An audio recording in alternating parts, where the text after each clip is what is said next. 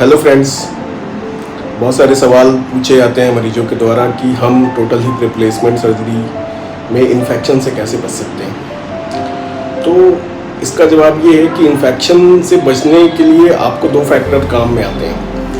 पहला फैक्टर तो surgeon related है और दूसरा फैक्टर होता है पेशेंट रिलेटेड, है ना। तो सर्जन ऐसा क्या करे जिससे पेशेंट को इन्फेक्शन ना हो, है ना।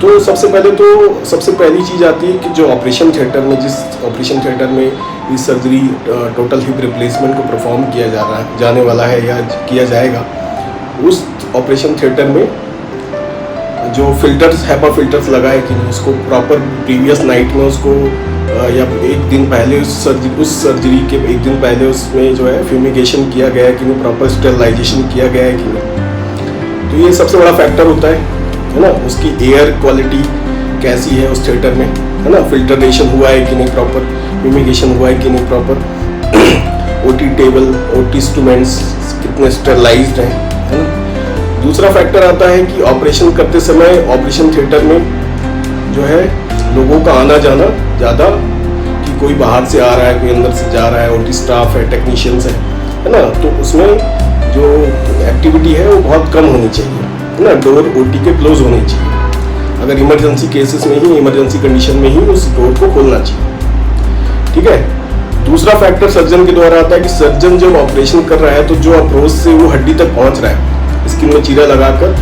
जिस अप्रोच के द्वारा, चाहे वो एंटीरियर हो चाहे पोस्टीरियर हो, तो जब वो अप्रोच पहले हड्डी तक पहुंचने के लिए आपको मसल स्किन में कट करना पड़ेगा, सॉफ्ट टिश्यू कट करना पड़ेगा, मसल्स को कट करना पड़ेगा या मसल को सेपरेट करना पड़ेगा। लेकिन उस दौरान सर्जन सॉफ्ट टिश्यू की हैंडलिंग अच्छी करे। अगर सर्जन सॉफ्ट टिश्यू की हैंडलिंग अच्छी करता है तो जो मसल्स है या सॉफ्ट टिश्यू है उसका डैमेज कम होता है। अगर उसका डैमेज कम होता है तो उसकी नेक्रोसिस नहीं होगी, तो वो इन्फेक्शन नहीं होगा। अगर उसमें बहुत ज़्यादा, कई बार सर्जन क्या करते हैं कि एक लाइन से गए, फिर थोड़ी देर जब दोबारा जाना हुआ तो दोबारा सॉफ्ट टिश्यू दूसरा प्लेन बना लिया, तो एक ही प्लेन में सर्जरी करनी है ना। ये नहीं कि बार बार आप प्लेन चेंज कर रहे हो। तो बार बार प्लेन चेंज करते हो तो जो सॉफ्ट टिश्यू डैमेज होता है, और सॉफ्ट टिश्यू डैमेज हो गया तो वो सॉफ्ट टिश्यू नेक्रोज होगा, है ना। नेक्रोज होगा and necrose tissue dead tissue बनेगा।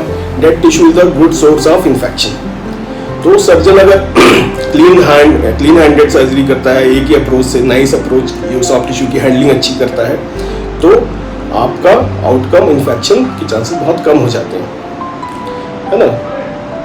पेशेंट रिलेटेड फैक्टर के बारे में अगली बार